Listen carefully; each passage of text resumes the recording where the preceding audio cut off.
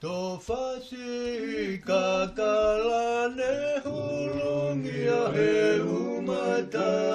siale matamu he huniko fale ata si hala fakala wafeta yakia ye kakala hunimoe he ilalane fakangalongata Tofasi kakalane hulungia he umata siale matamo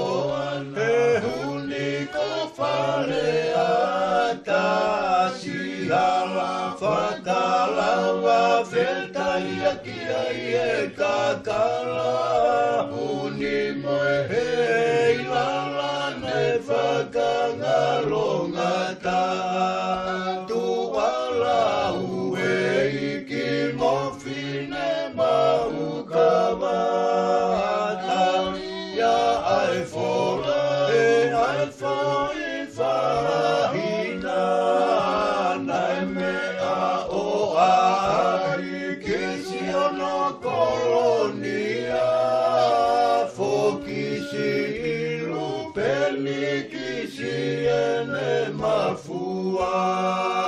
Taunga peka kuoso e kuopuli ai mo te lolo